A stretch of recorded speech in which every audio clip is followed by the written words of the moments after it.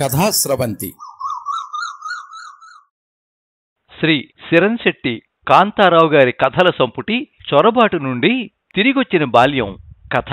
రచన శ్రీ సిరంశెట్టి కాంతారావు గారు. వినిపిస్తున్నవారు పప్పు భోగారావు. మానవతా కోణం, సమకాలీన సమస్యలు శ్రీ సిరంశెట్టి కాంతారావు గారి కథావస్తువులు. మారుతున్న జీవన పరిణామ క్రమంలో నష్టపోతున్న బలహీన వర్గాల వారి ఆవేదన ఆయన రచనల్లో కనిపిస్తుంది. గిరిజనుల అమాయకత్వం, బడాబాబులు వారిని దోచుకుంటున్న తీరు, పోలవరం ప్రాజెక్టు నిర్మాణం వల్ల జరుగుతున్న నష్టం, గిరిజనుల నేపథ్యంలో పోరువనం, శ్రీకాకుళం జిల్లా సోంపేట ప్రాంతంలో థర్మల్ విద్యుత్ కేంద్రానికి వ్యతిరేకంగా భూ నిర్వాసితులకు జరుగుతున్న పోరాటానికి ప్రతీకగా రాసిన నవల వర్ణించలేనిది. ప్రతి కథలోనూ మానవతా కోణం కనిపిస్తుంది.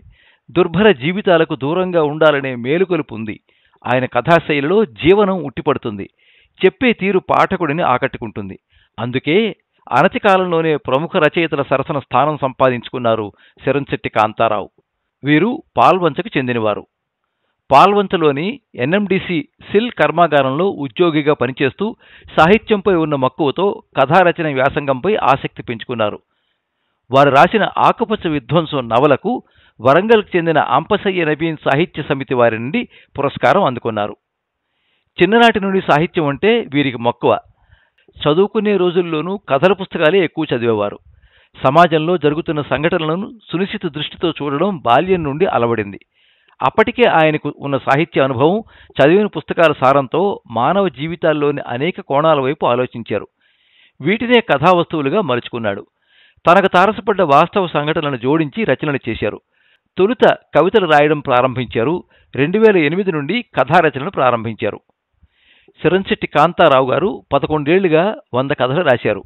వీటిలో 35 రాష్ట్ర, ఒకదానికి జాతీయ అవార్డులు వరించడం ఆయన ప్రతిభకు అద్దం పడుతుంది. తెలుగు కథా రచన 100 ఏళ్ల పండుగగా జరుపుకున్న 2009-10 సంవత్సరంలో 9 రాష్ట్ర స్థాయి అవార్డులను ఆయన గెలుచుకోవడం విశేషం. 18 కథలతో కథా సంపుటి కంచిమేకలు విడుదల చేశారు. ఇప్పటి వరకు 3 నవలలు, 4 కథా సంపుటాలు, కంచిమేకలు, మట్టి తాళవల, ఊతకర్రలు, చొరబాటు, ఒక హిందీ కథా సంపుటి జంక్ ఉన్నాయి. వచ్చిన 35 అవార్డులలో 25 అవార్డులు గిరిజనులు ఎదుర్కొంటున్న సమస్యలపై రాసిన కథలు కావడం విశేషం. ఆయన కథలు అన్ని ప్రముఖ దినపత్రికలు, వారపత్రికల్లో ప్రచురితమయ్యాయి. మంచి కథా రచయితగా పాఠకుల మనసుల్లో గుర్తింపు వస్తే చాలు అంటారు సిరంశెట్టి కాంతారావు. చదవగానే ఇది కాంతారావు రాసిన కథ అని అనుకోవాలి. ప్రముఖ కథా రచయిత మధురాంతకం రాజారాం, మునిపల్లె రాజు, కేశవరెడ్డి వీరి అభిమాన రచయితలు. మధురాంతకం రాజారాం రాసిన మిస్ హెమరాల్డ్ ఫ్రమ్ ఫ్రాన్స్, పులిపై స్వారీ కథలు వీరికిష్టం.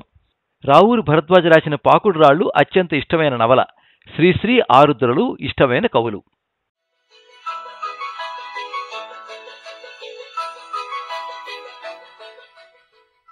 ఇక వినండి తిరిగొచ్చిన బాల్యం కథ. బాల్యంలో జీవించడమే వృద్ధాప్యానికి ఉండే ఒకే ఒక వ్యాపకం. బాల్యం మనిషి బ్రతికున్నంతకాలం వెంటాడే ఓ ఆకుపచ్చ జ్ఞాపకం. ఒంటరి ఓక్ చెట్ల 30 ఏండ్లుగా అమెరికాలో ఉంటున్న 60 ఏండ్ల సుబ్రహ్మణ్యానికి ఎప్పుడో చదివిన ఆ వాక్యం ఇప్పుడు పదే పదే గుర్తుకు వస్తూ ఉండడంతో ఓసారి ఇండియా వెళ్ళి ఆ షబ్బీర్ అలీ గారిని, కక్కయ్య గారిని చూసి రావాలి అనుకున్నాడు. అనుకున్నదే ఆలస్యం. వారం 10 రోజుల్లో అక్కడి వ్యవహారాలన్నీ చక్కబెట్టుకుని ఓ రోజు పొద్దున్నే హైదరాబాద్కి విమానం ఎక్కాడు. మేఘాల మధ్య దూసుకుపోతున్న ఆ విమానం కన్నా వేగంగా ముసురుకొస్తున్న ఆలోచనల్లో కూరుకుపోతూ విశ్రాంతిగా సీటు మీదకు ఒరిగి కళ్ళు మూసుకున్నాడు సుబ్రహ్మణ్యం.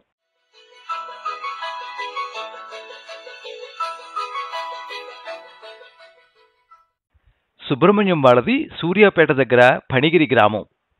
అది శతాబ్దాల కిందట జైనమతం ఉచ్చస్థితిలో ఉన్నప్పుడు ఓ వెలుగు వెలిగిన అందమైన చారిత్రక గ్రామం. ఆనాటి జైనమత ప్రభావం అక్కడి గాలిలో, నీటిలో, మట్టిలో ఇప్పటికీ అంతర్లీనంగా ఉన్నాయేమో తెలియదు గాని మొదటి నుండి ఆ గ్రామ ప్రజలు అంధవిశ్వాసాలు, అంటరానితనం, అవిద్య వంటి వాటికి దూరంగా ఉండేవాళ్లు. 60 ఏండ్ల క్రిందట ఆ ఊరి రామాలయ అర్చకుడు రంగాచార్యులు తన కొడుకు సుబ్రహ్మణ్యంతో పాటు తన చిన్ననాటి మిత్రుడు దూదేకులు పీర్సాహెబ్ కొడుకు షబ్బీర్ అలీని, తన ఇంటి జీతగాడైన మైసయ్య కొడుకు కక్కయ్యను సూర్యాపేటలోని తన ఇంట్లో ఉంచి సొంత ఖర్చులతో చదివించాడు. వాళ్ళు ముగ్గురు డిగ్రీకి వచ్చేటప్పటికీ వాళ్ల ఇంటి పక్కనే ఉండే మేదరి బుచ్చయ్య కూతురు బతుకమ్మతో ప్రేమలో పడ్డాడు సుబ్రహ్మణ్యం. ఆ ప్రేమ వ్యవహారాన్ని పసిగట్టిన బుచ్చయ్య ఆ అయ్యోరాల పోరంతో నీకిదేం రోగమే అంటూ కూతుర్ని చావచిత కొట్టి తన మేనల్లుడితో పెళ్లి ఖాయించేసి వెంటనే ముహూర్తాలు కూడా పెట్టించాడు. ఆ విషయం తెలిసిన సుబ్రహ్మణ్యం ఓ రోజు రాత్రి బతుకమ్మను రహస్యంగా కలుసుకుని మనం వెంటనే లేచిపోయి యాదగిరి గుట్ట మీద పెళ్లి చేసుకుందాం రా అంటూ తన అభిప్రాయాన్ని వెల్లడించాడు. నలుగురిలో నా తండ్రికి తలవంపులు తెచ్చిపెట్టి నేను నీతో రాలేను, నన్ను మర్చిపో అంటూ వలవల ఏడ్చుకుంటూ వెళ్లిపోయిన బతుకమ్మ అదే రోజు రాత్రి వాళ్ళ ఇంటి వెనుక బావిలో దూకి ఆత్మహత్య చేసుకుంది. ఆ సంఘటనతో ఒక్కసారిగా కంగుతిన్న సుబ్రహ్మణ్యం బతుకమ్మ చావుకు కారకుండైన నేను జీవితంలో ఇంకో స్త్రీకి నా మనసులో చోటు ఇవ్వకూడదు అని గట్టిగా తీర్మానించుకున్నాడు. ఇంతలో డిగ్రీ అయిపోవడంతో మిత్రుడు ముగ్గురు సూర్యాపేట వదిలిపెట్టి హైదరాబాద్ చేరుకున్నారు. రంగాచార్యులు తనకు తెలిసిన వాళ్ళ సిఫారసుతో కక్కయ్యకు గవర్నమెంట్ ఉద్యోగం వేయించాడు. ఉద్యోగం రావడం ఆలస్యం, తన మేనమామ కూతురుతో అతనికి పెళ్లి కూడా అయిపోయింది. షబ్బీర్ అలీ మాత్రం నాకు ఉద్యోగం చేయాలని లేదు అంటూ పెళ్లి చేసుకుని అత్తగారి వాళ్ల సాయంతో సుల్తాన్ బజార్లో సొంతంగా ఓ చిన్న బట్టల దుకాణం పెట్టుకున్నాడు. నీ దోస్తులిద్దరి లెక్కే నువ్వు కూడా ఏదో ఒక ఉద్యోగం చూసుకుని పెళ్లి చేసుకో అంటూ తల్లిదండ్రులు శతపోరి చెప్పినా వినిపించుకుని సుబ్రహ్మణ్యం నాకిప్పుడే పెళ్ళొద్దు, విదేశాలకెళ్ళి నేనింకా పై చదువులు చదువుకుంటాను అంటూ వాళ్లను దుఃఖంలో ముంచుతూ అమెరికా వెళ్ళిపోయాడు. ఆ వెళ్లడం మళ్లీ 18 ఏళ్ల తర్వాత తన ఒక్కగానొక్క చెల్లెలు ప్రమీల పెద్ద కొడుకు పెళ్లికొచ్చాడు. అది కూడా అమ్మా నాన్న పోయినాడు కూడా నువ్వు రాలేదు, కనీసం ఇప్పుడు నా కొడుకు పెళ్లికన్నా రారా అంటూ ఆవిడ గొడవ చేయడంతో వచ్చి వెళ్ళాడు. ఆ తర్వాత మళ్లీ ఇన్నాళ్లకు మిత్రుల కోసం ఇండియాకు వస్తున్నాడు. ఇంకొద్ది నిమిషాల్లో మన ఫ్లైట్ ఢిల్లీ ఎయిర్పోర్ట్లో ల్యాండ్ అవబోతోంది, దయచేసి మీరంతా వెంటనే సేఫ్టీ బెల్ట్స్ పెట్టుకోండి అంటూ విమాన సిబ్బంది అనౌన్స్మెంట్ చేయడంతో బాల్య స్మృతుల దొంతరల్లో నుండి తిరిగి వాస్తవంలోకి వచ్చిన సుబ్రహ్మణ్యం వెంటనే సీట్ బెల్ట్ పెట్టుకున్నాడు.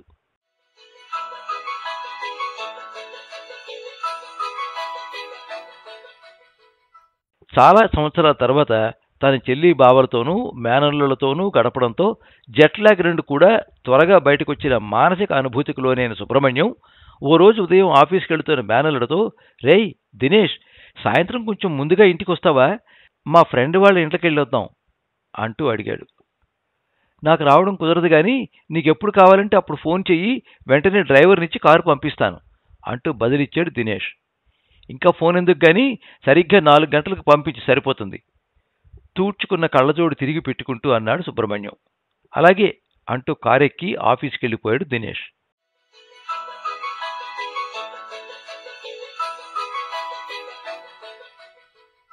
అన్నట్టుగానే సరిగ్గా సాయంత్రం 4 గంటలకల్లా ఇంటి ముందుకొచ్చిన కారెక్కి కూర్చున్న సుబ్రహ్మణ్యం ఊహకందనంతగా మారిపోయిన హైదరాబాద్ను పరికించి చూసుకుంటూ మెహదీపట్నం, ట్యాంక్ బండ్, రాణిగంజ్, బోయినపల్లిల మీదుగా కొంపెల్లి శివాలయం పక్క సందులో ఉన్న షబ్బీర్ అలీ ఇంటికి చేరుకుని కాలింగ్ బెల్ నొక్కాడు. కాలింగ్ బెల్ వింటూనే కౌన్ హై అంటూ వచ్చి గేట్ తీసిన షబ్బీర్ అలీ తన కళ్ళను తానే నమ్మలేన సంభ్రమంతో మునిగిపోతూ అరే భయ్యా సుబ్బూ అనుకుంటూ ఉరికొచ్చి తన బాహువుల్లోకి తీసుకున్నాడు. ఇంట్లోకి వెళుతూనే షాహిదా షాహిదా అంటూ గట్టిగా కేకవేసి భార్యను పిలిచాడు షబ్బీర్ అలీ. భర్త పిలుపులోని ఉద్వేగాన్ని వెంటనే పసిగట్టిన షాహిదా బేగం హాజీ క్యా హువా అంటూ గదిలో నుండి బయటకొచ్చి కొత్త మనిషి కనిపించడంతో అక్కడే నిలబడి కొంగు తల మీదకు గుంజుకుంది. దేఖో బేగం సాహిబా, ఏ మెహమాన్ కౌన్ హై, ఆప్నే పహచాన్ కియా? చిరునవ్వుతో భార్య వంక చూస్తూ చిన్నపిల్లవాడి మాదిరిగాను చిలిపిగాను అడిగాడు షబ్బీర్ అలీ. ఈ మధ్య చాలా రోజుల తర్వాత ఆయన ముఖంలో చిరునవ్వుకు కారణమైన ఈ వ్యక్తి ఎవరబ్బా అనుకుంటూ సుబ్రహ్మణ్యం వంక సందిగ్ధంగా చూడసాగింది షాహిదా బేగం. అరే బసంతి, జరా సోచ్లో యార్ భార్యను మరింత ఆట పట్టిస్తూ అన్నాడు షబ్బీర్ అలీ. ఏ తాళ్లే నువ్వు ఆపరా అంటూ షబ్బీర్ అలీని ఆప్యాయంగా గద్దించిన సుబ్రహ్మణ్యం షాహిదా బేగం వంక చూస్తూ నేనమ్మా అమెరికా సుబ్రహ్మణ్యాన్ని ఇంకా గుర్తుపట్టలేదా అంటూ పలకరించాడు. స్వరం వినడంతో వెంటనే అతన్ని గుర్తుపట్టిన షాహిదా బేగం హో సుబ్బూ భయ్యా కబాయే అంటూ చనువుగా వాళ్ల ముందుకు వచ్చింది. నేనొచ్చి 4 రోజులవుతోందమ్మా, ఒంట్లో బాగోలేక బయటికి రాలేకపోయాను అంటూ ఆ పక్కనే ఉన్న సోఫాలో కూర్చున్నాడు సుబ్రహ్మణ్యం. నేనిప్పుడే వదిలి చేసుకుని వస్తాను గానీ కూర్చో అంటూ ఆ పక్కనే ఉన్న బాత్రూంలోకి వెళ్లి తలుపు వేసుకున్నాడు షబ్బీర్ అలీ. భర్త బాత్రూంలోకి వెళ్లగానే మై తోడా మొసంబికా షర్బత్ బనాకే లాతీ అంటూ వంటింట్లోకి వెళ్ళింది షహీదా. సోఫాలో తానొక్కడే మిగిలిపోయిన సుబ్రహ్మణ్యం ఆ హాల్ 4 పక్కలా పరికించి చూశాడు. ఓ గోడ మీద కాబాగృహం, మరోపక్క గోడ మీద తలలకు రూమీ టోపీలు పెట్టుకుని తెల్లని పైజమా లాల్చీల్లో ఆకుపచ్చ జంబుకాన మీద మోకాళ్లపైన కూర్చుని నమాజ్ చేస్తున్న ఇద్దరు చిన్న కుర్రాళ్ళు, ఇంకో పక్క అరబ్బీలో వ్రాసి ఉన్న ఏవో వాక్యాలు మనసుకు ఆహ్లాదాన్ని పంచుతూ ఉంటే నిశ్శబ్దంగా వాటిలో లీనమైపోయి కూర్చున్నాడు. అంతలో బాత్రూం నుండి షబ్బీర్ అలీ, వంటగదిలో నుండి షాహిదా బేగం ఒకేసారి సుబ్రహ్మణ్యం ముందుకు వచ్చారు. షర్బత్ గ్లాసులు 2 టీపాయ్ మీద పెట్టిన షాహిదా బేగం మై అబ్బి ఆవుంగా అంటూ ఇంకేదో చేసి తీసుకురావడానికి గబగబా మళ్లీ వంటింట్లోకి వెళ్ళింది. షర్బత్ తాగిన గ్లాసును టీపాయ్ మీద పెట్టిన సుబ్రహ్మణ్యం, ఇంట్లో మీరిద్దరే ఉంటున్నారా? ఎంట్రా షబ్బీ. కొడుకు, కోడలు, వాళ్ళ పిల్లలు ఎవ్వరూ కనిపించనే? తలుపులు మూసి ఉన్న గదుల వంక చూస్తూ అడిగాడు. అందరూ ఇంట్లోనే, ఎవరి గదుల్లో వాళ్ళు శుభ్రంగా ఉన్నారు. ఇది అని వ్యక్తీకరించలేని నిస్పృహ ఏదో తొంగి చూస్తున్న గొంతుకుతో బదులిచ్చాడు షబ్బీర్ అలీ మెల్లగా. ఇంట్లోనే ఉన్నారా? మరి ఎవరూ బయటికి రారే? ఒకంత ఆశ్చర్యంగా అడిగాడు సుబ్రహ్మణ్యం. రారు రారు, ఘర్ఘర్కి కహానీ అన్నట్టుగా ఇప్పుడు మా ఇంట్లోనూ ఒక కహానీ నడుస్తుంది. రాని నవ్వును బలవంతంగా ముఖం మీదకి రప్పించుకుంటూ అన్నాడు షబ్బీర్ అలీ. సున్నం కుట్టిన గోడలా తెల్లగా పాలిపోయి ఉన్న షబ్బీర్ అలీ ముఖం వంక ఆశ్చర్యంగా చూస్తూ ఏంటది అన్నట్టు నుదుటి విరుపుతో అడిగాడు సుబ్రహ్మణ్యం. 30 ఏండ్ల పాటు వ్యాపారం చేసి తినో తినకో అంతో ఇంతో సంపాదించాం. 2 ఆడపిల్లల మధ్యన ఒక్క మగపిల్లగాడని గారాబంగా పెంచి పెద్ద చేసి పెద్ద చదువులు చదివించి తెలిసిన వాళ్లను పట్టుకుని జీహెచ్ఎంసీలో ఉద్యోగం వేయించినాం. ఈ ఇల్లు కట్టించి పెళ్లి చేశాం. ఇక ఆడపిల్లల విషయానికి వస్తే పేదవాళ్లైన బుద్ధిమంతులైన మా దగ్గరి బంధువుల పిల్లలిద్దరిని చేరదీసి వ్యాపారంలో మెళకువలు నేర్పించి 2 అన్నదమ్ములకు ఆ బట్టల దుకాణాన్ని కట్నం కింద ఇచ్చి ఆడపిల్లలతో పెళ్లిళ్లు చేశాం. అది కోడలికి నచ్చలేదు. మేమేదో ఉన్నదంతా ఆడపిల్లలకు దోచిపెడుతున్నామని వాడికి నూరిపోసింది. వాడు భార్య మాటలు నమ్మి ఒక ఉలుకు పలుకు లేకుండా మమ్మల్ని శత్రువులను చూసినట్టు చూస్తున్నాడు. ఆఖరికి వాళ్ళ పిల్లల్ని కూడా మా దగ్గరికి రాకుండా గదుల్లో పెట్టి తలుపులు బంధించుకుంటున్నారు.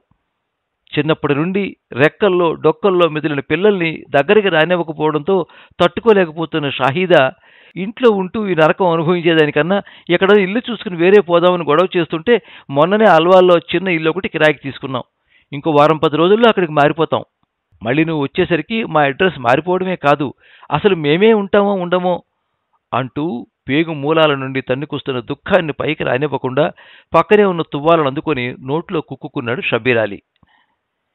అయితే ఎంత అదివి పెట్టినా ఆగని దుఃఖపు వరద కళ్ళ కాలువల గుండా ధారలు కట్టి చప్పున లేచి వెళ్లి చిన్నపిల్లవాడిలా సుబ్రహ్మణ్యం వళ్ళో తలవాల్చి రోధిస్తున్నంతలో ఎవరో వచ్చినట్లు వాకిట్లో కారు చప్పుడవ్వడంతో వాడొచ్చినట్టుంది అంటూ చటుక్కున లేచి బాత్రూంలోకి తప్పుకున్నాడు షబ్బీర్ అలీ.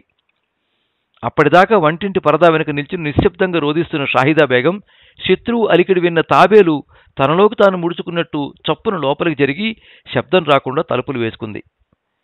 మరి కాసేపట్లో ఇంట్లోకి వచ్చిన షబ్బీర్ అలీ కొడుకు హాల్లో కూర్చుని ఉన్న సుబ్రహ్మణ్యాన్ని చూసి ఎవరీ కొత్త వ్యక్తి అన్న కనీసపు ఆసక్తి కూడా చూపించకుండా తల వంచుకుని నేరుగా తన గదిలోకి వెళ్లి దడేల్మని తలుపు వేసుకున్నాడు. ఇది వరస, అందుకే ఇంట్లో నుండి వెళ్లిపోవాలనే నిర్ణయానికి వచ్చాం. మూసి వంచిన తలుపుల వెనక చెయ్యి పెట్టి సుబ్రహ్మణ్యానికి చూపిస్తూ అన్నాడు షబ్బీర్ అలీ. ఇంకా ఎక్కువసేపు ఇక్కడే కూర్చుంటే మరింకెన్ని కఠోర వాస్తవాలను వినాల్సి వస్తుందో అన్న భయం సుబ్రహ్మణ్యం గుండెల్లో రక్కిస ముల్లులా గుచ్చుకుంటుంటే లేచి నిలబడి మళ్ళీ కలుద్దాం అన్నాడు షబ్బీర్ అలీతో. ఇప్పుడెక్కడికి వెళ్తావు? ఈ పూట ఇక్కడే ఉండి రేపొద్దున్నే పోవచ్చులే సుబ్రహ్మణ్యం దగ్గరికి వచ్చి చెయ్యి పట్టుకుంటూ అన్నాడు షబ్బీర్ అలీ. లేదు, కక్కయ్య దగ్గరికి కూడా వెళ్దాం అనుకుంటున్నాను. వెళ్లేలోపు మళ్ళోసారి వచ్చిపోతాలే తన చెయ్యి పట్టుకున్న షబ్బీర్ అలీ చెయ్యి మీద తన మరో చెయ్యి వేస్తూ అన్నాడు సుబ్రహ్మణ్యం. అలాగైతే నేను వాడింటికి వస్తాను పదా అంటూ తను బయలుదేరాడు షబ్బీర్ అలీ.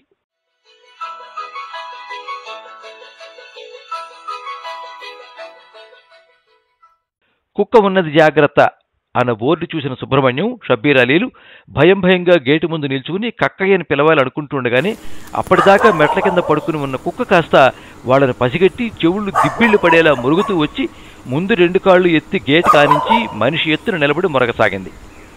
కుక్క అరుపులు విన్న ఇంట్లో వాళ్ళు హాల్ తలుపులు తీసుకుని వస్తున్నట్టుగా అలికిడవడంతో అమ్మయ్యా అనుకున్న వాళ్ళు అటువైపే చూడసాగారు. బయటకు వచ్చిన కక్కయ్య భార్య సుభద్ర షబ్బీర్ అలీని చూడడంతోనే ఆగు టామీ ఆగు అంటూ కుక్కను పక్కకు లాక్కుపోయి కిటికీ చువ్వల కట్టేసొచ్చి బావున్నారా అన్నయ్య అంటూ గేటు తీస్తూ వీరెవరు అన్నట్టు సుబ్రహ్మణ్యం వంక చూసింది. అయ్యో, వీడు సుబ్రహ్మణ్యం గాడమ్మా, గుర్తుపట్టలే? ఆవిడ సుబ్రహ్మణ్యాన్ని గుర్తుపట్టలేదనే విషయం అర్థమైన షబీర్ అలీ సుభద్రతో అన్నాడు.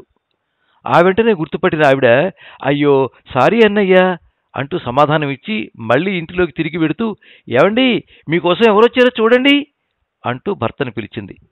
ఆ పిలుపుతో వెంటనే బయటకొచ్చిన కక్కయ్య సుబ్రహ్మణ్యాన్ని చూడగానే గుర్తుపట్టి ఒక్కసారిగా, హర్రే సుబ్బు, ఎప్పుడొచ్చావు అంటూ అతన్ని దగ్గరికి తీసుకుని గుక్క తిప్పుకోకుండా ఏవేవో ప్రశ్నలు వేయసాగాడు. ఇంట్లోకి రానిస్తారా, లేకుంటే ఇలాగే గుమ్మంలో నిలబెట్టి మాట్లాడతారా అంటూ ఇంట్లోకి దారితీసింది సుభద్ర. గుమ్మం దాటి కాలు లోపల పెట్టగానే ఎదురుగా, రండి బిడ్డలారా, నా ఎదలో విశ్రమించి సేద తీరుది గాని రండి అన్నట్టు 2 చేతులు సాచి పిలుస్తున్న నిలువెత్తు కరుణామయని సజీవ రాగి విగ్రహం దర్శనమివ్వడంతో కొన్ని క్షణాల పాటు ఆ మూర్తి మీద నుండి చూపులు మరల్చుకోలేక అలా చూస్తూ నిల్చుండిపోయాడు సుబ్రహ్మణ్యం. ఇంతకు అమెరికా నుండి ఎప్పుడొచ్చావు అంటూ సుబ్రహ్మణ్యం మీదకు మళ్లీ ప్రశ్నల శరాలను సంధించాడు కక్కయ్య. 4 రోజులవుతుంది. ఆ హాలునంతా పరికించి చూస్తూ బదులిచ్చాడు సుబ్రహ్మణ్యం. మరి కనీసం ఫోన్ కూడా చేయలేదే? కొంచెం నొచ్చుకున్నట్టుగా అన్నాడు కక్కయ్య. వచ్చిన దగ్గర నుండి ఒంట్లో బాగోలేక చెయ్యలేదులే. అద్భుతమైన ఆ ఇంటి అలంకరణకు ముగ్ధుడైపోతూ బదులిచ్చాడు సుబ్రహ్మణ్యం. ఓ పక్క వాళ్ల మాటలు వింటూనే టీ పెడదామనుకుని వంటగది వైపు పోతున్న సుభద్రను గమనించిన సుబ్రహ్మణ్యం, అమ్మా, ఇప్పుడు మాకేం వద్దుగాని నువ్విలా వచ్చి కూర్చో, కడుపు నిండుగా హాయిగా మాట్లాడుకుందాం గాని అంటూ తన పక్కనే ఉన్న కుర్చీని చూపించాడు. మారు మాట్లాడకుండా వచ్చి సుబ్రహ్మణ్యం చూపించిన కుర్చీలో కూర్చుని మిత్రులు ముగ్గురిని మార్చి మార్చి చూస్తూ వాళ్ల సంభాషణను ఆసక్తిగా ఆలకించసాగింది సుభద్ర. తమ చిన్ననాటి సంఘటనలను గుత్తులు గుత్తులుగా గుర్తుకు తెచ్చుకుంటూ చిన్నపిల్లలుగా మారిపోయిన మిత్రులు ముగ్గురూ బాల్యమనే ఆకుపచ్చ లోకంలోకి చిలుకల్లా ఎగిరిపోయి తమ పక్కన మరో మనిషిన్నదన్న విషయాన్నే మరిచిపోయారు. వాళ్లను, వాళ్ల ఊసులను తనూ తన్మయత్వంతో వింటూ సుభద్ర కూడా దాదాపు 2 గంటల పాటు అలా కూర్చుండిపోయింది. విశ్వామిత్రుని తపస్సు భగ్నం చేయడానికి వచ్చిన దేవాంగనలా సుబ్రహ్మణ్యం చెల్లెలు దగ్గర నుండి ఫోన్ రావడంతో మిత్రులు ముగ్గురు ప్రస్తుతంలోకి తిరిగొచ్చారు. చెల్లెలతో ఫోన్లో మాట్లాడి కట్ చేసిన సుబ్రహ్మణ్యం కక్కయ్య వంక తిరిగి, ఇంత పెద్ద ఇంట్లో మీరిద్దరే ఎలా ఉంటున్నారు? సగం పోర్షన్ ఎవరికన్నా రెంట్కిస్తే డబ్బుల సంగతేమో గాని కనీసం మీకు తోడుగానే ఉండేవాళ్ళు కదా అడిగాడు సుబ్రహ్మణ్యం. అవును, మేము కూడా చాలాసార్లు అలాగే అనుకున్నాం, కానీ ఆ పని చెయ్యలేకపోయాం. అప్పటిదాకా మౌన ప్రేక్షకురాలి మాదిరిగా కూర్చున్న సుభద్ర కల్పించుకుంటూ అంది. ఎందువల్ల? సుభద్ర సమాధానం ఆసక్తిగా కనిపించడంతో కుతూహలంగా అడిగాడు సుబ్రహ్మణ్యం. మావాడు అమెరికా నుండి భార్య పిల్లల్ని తీసుకుని పర్మనెంట్గా మాతో ఇక్కడే ఉండిపోవడానికి వస్తున్నానంటూ ఇప్పటికి 10 సంవత్సరాలుగా ఊరిస్తున్నాడు. కానీ వాళ్ళు వచ్చింది లేదు, మా కోరిక తీరింది లేదు. వాళ్ల కోసం ఇల్లు ఖాళీగా ఉంచి కళ్ళు కాయలు కాచేలా ఎదురుచూస్తున్నాం. ఫిరంగి గుండులా ఉద్వేగం గొంతుకు అడ్డం పడుతూ ఉంటే మరింక మాట్లాడలేక కళ్ల బ్యారేజీకి రెప్పల లాకులు దించి దుఃఖపు వరదకు అడ్డుకట్ట వేయాలన్న ప్రయాస వ్యర్థం కావడంతో చప్పున తల వంచుకున్నాడు కక్కయ్య. కన్నీరు వరద అతని ఒడిని తడుపుతూ ఉంటే సుభద్ర వెక్కిళ్లు జతకలిచేయి. కిటికీ ఊతరక కట్టేసి ఉన్న కుక్క తన యజమానులు ఏడవడం చూసి మొరగడం మాని వాళ్ల వైపు జాలిగా చూడసాగింది. ఆ భార్యాభర్తల శోకాన్ని చూసిన సుబ్రహ్మణ్యం నిలువెల్లా కదిలిపోయాడు. కదిలిపోతూ ఆలోచనల్లో మునిగిపోయాడు. అక్కడ షబీర్ అలీ ఇంటి తలుపులు తెరిచి ఉన్నాయి, కన్నవాళ్లను వెళ్లగొట్టడానికి. ఇక్కడ కక్కయ్య ఇంటి తలుపులు తెరిచే ఉన్నాయి, 10 ఏళ్లుగా రాని కొడుకు కోసం. నిజానికి అక్కడ ఇక్కడ కూడా కడుపును పుట్టిన వాళ్లే కన్నవాళ్లకు కనిపించని గాయాలు చేస్తున్నారు. అయినా వాళ్లదనే అర్హత నాకెక్కడిది? 30 ఏండ్ల కిందటే నేనా పని చేశాను గదా. ఆనాడు నా తల్లిదండ్రులను నిర్దాక్షిణ్యంగా వదిలిపెట్టి దేశం కాని దేశం వెళ్ళిపోయాను. వాళ్ళు నా కోసమే బెంగపెట్టుకుని నన్నే తలుచుకుంటూ ప్రాణాలు విడిచారని తెలిసినా నేను రాలేదు. ఆ లెక్కను చూస్తే నాకన్నా వీళ్లే కొంత నయం. ఆనాటి నా తప్పుని ఇప్పుడు సరిదిద్దుకుంటాను అనుకున్న సుబ్రహ్మణ్యం తడికళ్లతో మిత్రుల వంక చూస్తూ, నేను మాట చెబుతాను వింటారా? ఒక స్థిర నిశ్చయం తొంగి చూస్తున్న స్వరంతో అన్నాడు. ఏంటది? మిత్రులిద్దరూ ఒకేసారి అడిగారు. మీరిద్దరూ మీ పిల్లల నుండి చెరో రకంగా దూరమై ఒంటరి జీవితం గడుపుతున్నారు. నేనెలాగూ ఒంటరివాణ్ణే. ఇక ఈ ఒంటరి జీవితాలకి ముగింపు పలుకుదాం అదే స్వరంతో అన్నాడు సుబ్రహ్మణ్యం. ఎలా? అతని ఉద్దేశం ఏమిటో అర్థం కాక ఆసక్తిగా అడిగారు షబ్బీర్ అలీ, కక్కయ్యలిద్దరూ. మళ్ళీ మనం పుట్టి పెరిగిన మన ఊరు పణిగిరికి వెళ్ళిపోదాం. మీలాగే పిల్లలతో దెబ్బతిన్న మరికొందరిని కూడా కలుపుకుని కడవరకు అక్కడ అందరం కలిసే బతుకుదాం. కరిగిపోయిన బాల్యాన్ని తిరిగి తెచ్చుకుందాం అంటూ మిత్రుల వంక ఆశగా చూశాడు సుబ్రహ్మణ్యం. మిత్రులిద్దరూ అతని ఆలోచనకి తమ ఆమోదాన్ని తెలుపుతున్నట్టుగా అతన్ని భుజాలకెత్తుకున్నారు.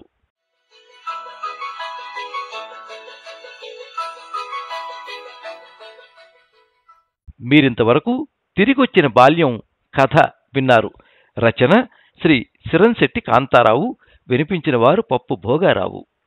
ఈ కథ నాటా నవ్య వీక్లీ కథల పోటీలో సాధారణ ప్రచురణకు స్వీకరించబడింది. ఈ కథ మీద మీ అమూల్యమైన అభిప్రాయాన్ని కింద కామెంట్ బాక్స్లో రాయండి. ఈ వీడియోని లైక్ చేయండి, మీ మిత్రులందరికీ షేర్ చేయండి. ఇలాంటి మరిన్ని మంచి కథలు వినిపించడానికి ఈ ఛానల్ని సబ్స్క్రైబ్ చేసుకోండి. పక్కనే ఉండే బెల్ ఐకాన్ని క్లిక్ చేస్తే ఇలా అప్లోడ్ చేసే వీడియోల వివరాలన్నీ కూడా మీకు ఎప్పటికప్పుడు నోటిఫికేషన్ ద్వారా తెలుస్తాయి. ఎప్పుడు మీ అభిమానాన్ని కోరుకునే పప్పు భోగారావు. సర్వే జనాః సుఖినో భవంతు. కథా స్రవంతి.